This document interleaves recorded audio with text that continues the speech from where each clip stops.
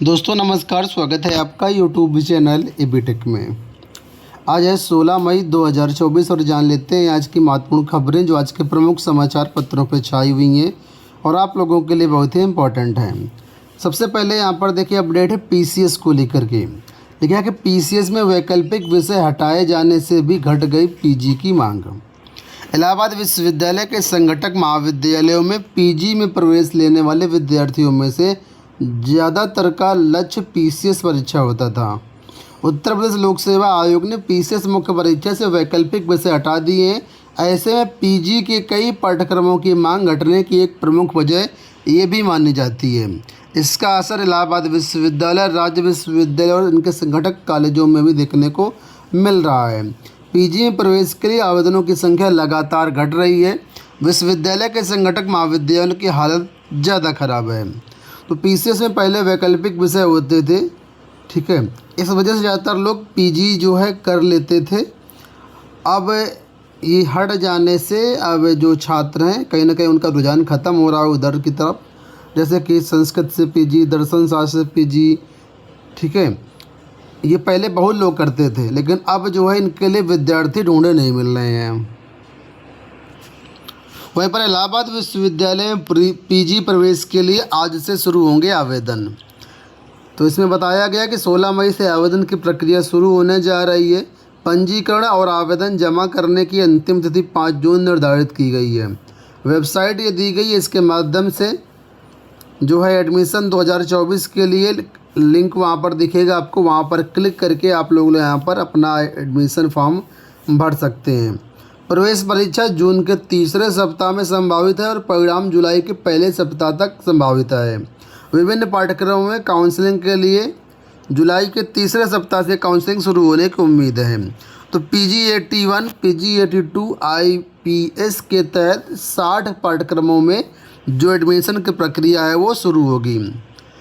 तो फिलहाल अगर आप इसमें पीजी करना चाहते हैं इलाहाबाद विश्वविद्यालय से या संघटक महाविद्यालयों से, या तो आपको ये फॉर्म भरना पड़ेगा।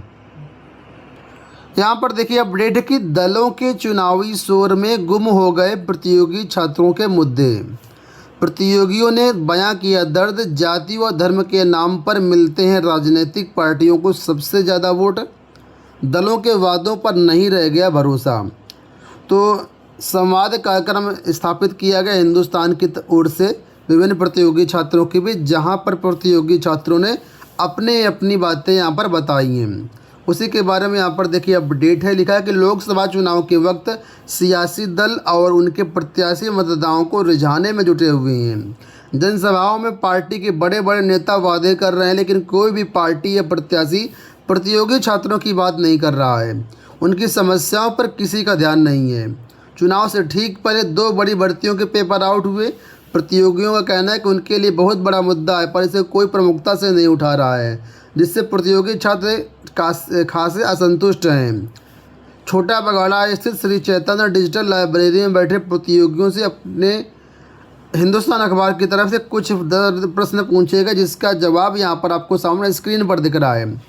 देखिए ये एक छात्र हैं अमितेश गोस्वामी, इनका कहना है कि चुनावी शगुफा है दलों के घोषणा पत्र। दूसरा सौम्या सिंह ये कह रहे हैं कि पेपर लीक के लिए बने कानून। ये रमन सिंह कह रहे हैं भर्ती परीक्षाओं में हो पारदर्शिता। राहुल यादव कह रहे हैं कि रोजगार देने के नाम पर झूठा प्रचार। इसके बाद वीरभद्र सिंह कह रहे हैं कि नियमित अंतराल पर हो भर्ती प्रक्रिया। और अतुल सिंह कह रहे हैं कि सरकारी नौकरी की नहीं करते कोई बात। तो ये हाल है यहाँ पर। विभिन्न दलों को जो है किस तरीके से काम करते हैं, क्या इनका इरादा है, वो आप छात्रों के मुद्दों से समझ सकते हैं। चलिए यहाँ पर देखिए अपडेट है कि अब पीएफ की रकम 3 दिन के अंदर खाते में आ जाएगी।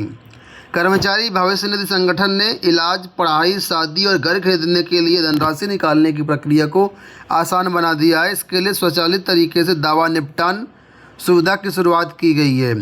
इससे रकम 3 दिन के अंदर खाते में आ जाएगी। अभी इसमें 10 से 15 दिन का समय लगता था। तो ईपीएफओ ने आमतौर पर राशि निकासी के दावे को निपटाने के लिए कुछ समय लेता है, क्योंकि इस दौरान ईपीएफओ की सदस्यता पात्रता, दावे के लिए प्रस्तुत दस्तावेज, केवाईसी, वैध बैंक खाते आदि की जांच होती है। तो यहाँ पर देखिए लिखा है राशि निकासी से पेंशन निधि को कितना नुकसान। तो कितना निकालने पर, कितने साल बाद निकालने पर, ये यहाँ पर दिया गया है कि 10,000 निकालने पर 20 साल बाद 50,000 और 30 साल बाद 1,14,000 इतना नुकसान होता है। तो यहाँ पर आप लोग समझ सकते हैं, अगर आप भी पीएफ से अपना पैसा निकाल रहे हैं तो आप कितना नुकसान ले रहे हैं वो यहाँ पर आप टेबल के माध्यम से समझ सकते हैं। यहाँ पर देखिए अपडेट है कि भर्तियाँ निकलें, शिक्षण सामग्री से जीएसटी हटे।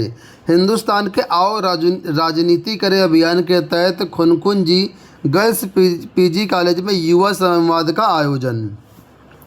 तो हिंदुस्तान अखबार की तरफ से आओ राजनीति करें अभियान के तहत ये कार्यक्रम आयोजित किया गया, जहां पर प्रमुख मुद्दे थे रोजगार, महंगी शिक्षा, जीएसटी, समान आवेदन शुल्क के नए रोजगार के नए अवसर, दिव्यांगों की समस्या, पेपर लीक, स्वास्थ्य।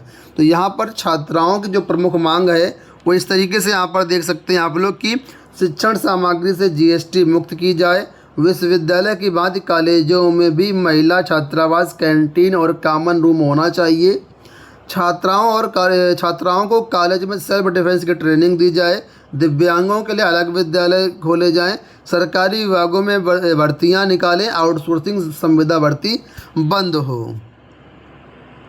एक बड़ा ही महत्वपूर्ण फैसला इलाहाबाद हाई कोर्ट से आया है, जिसमें लिखा कि एनपीएस के बाद पुरानी पेंशन का हक नहीं। इलाहाबाद हाई कोर्ट ने अपने महत्वपूर्ण निर्णय में कहा है कि नई पेंशन योजना लागू होने की तिथि के बाद नियुक्त होने वाले सहायक अध्यापक पुरानी पेंशन का लाभ पाने के हकदार नहीं हैं, भले ही उनका चयन एनपीएस लागू होने से पहले हो गया हो। तो गाजीपुर की सुषमा यादव की विशेष अपील को खारिज करते हुए न्यायमूर्ति महेश चंद्र त्रिपाठी और न्यायमूर्ति अनीश कुमार गुप्ता की खंडपीठ ने यह आदेश दिया है। यूजीसी नेट परीक्षाओं को लेकर के अपडेट के यूजीसी नेट की तरफ से जो आवेदन करने की डेट है एक बार फिर से बढ़ा दी गई है। पहले जो है बड़ी जो डेट थी 15 मई 2024 थी, अब इसको 19 मई 2024 तक बढ़ाया गया है। 16 मई से 17 मई यहाँ पर जो है फीस सबमिशन की डेट थी, इसको 20 मई तक बढ़ाया गया है और करेक्शन की डेट को यहाँ पर 21 से 23 मई के बीच बढ़ाया गया है। तो अगर आपने यूजीसी नेट का फॉर्म अब तक नहीं भरा तो आप लोग ज़रूर भर लीजिएगा। सीबीएसई बोर्ड की स्क्रूटनी के लिए आवेदन कल से।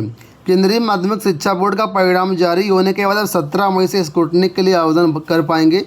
बोर्ड की वेबसाइट पर 5 दिन तक ही आवेदन करने का मौका मिलेगा। इससे संतुष्ट न होने पर कॉपी की फ़ोटो प्रति प्राप्त कर सकते हैं। उसके बाद फीस जमा करके उत्तर की जांच भी करवा सकते हैं। यह प्रक्रिया जून तक पूरी कर ली जाएगी। तो सीबीएसई बोर्ड ने 10वीं 12वीं का परिणाम जारी कर दिया था, अब स्क्रूटनी के लिए गाइडलाइन जारी कर दी गई है। 17 मई की सुबह से लिंक जारी हो जाएगा वेबसाइट पर। उसके माध्यम से आप लोग 500 रुपये प्रति विषय का शुल्क जमा करके 21 तारीख तक अपना स्क्रूटनी के लिए फॉर्म भर सकते हैं। प्रवक्ता भर्ती के कट ऑफ अंक जारी। लोक सेवा आयोग ने प्राविधिक शिक्षा विभाग में प्रवक्ता, रिटेल मैनेजमेंट और कई सारे पदों के लिए जो अभ्यर्थियों के प्राप्तांक और कट ऑफ अंक थे वो जारी कर दिए गए हैं। आप लोग इसको 21 मई तक वेबसाइट पर देख सकते हैं। आप सभी के लिए एक बड़ी खबर देखिए, वाराणसी से प्रकाशित ये न्यूज़ है, जहां पर बताया गया कि बिहार की शिक्षक पात्रता परीक्षा टालने को चुनाव आयोग को पत्र।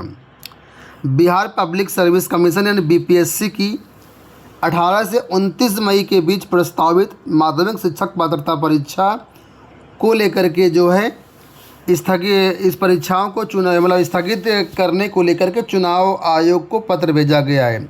मुख्य चुनाव आयुक्त को भेजे गए पत्र में बताया गया कि इसी अवधि में 20 और 25 मई को उत्तर प्रदेश और बिहार में लोकसभा की कई सीटों पर मतदान होना है और परीक्षा में सम्मिलित होने बिहार के साथ साथ उत्तर प्रदेश के प्रतियोगी छात्रों ने भी आवेदन किया है।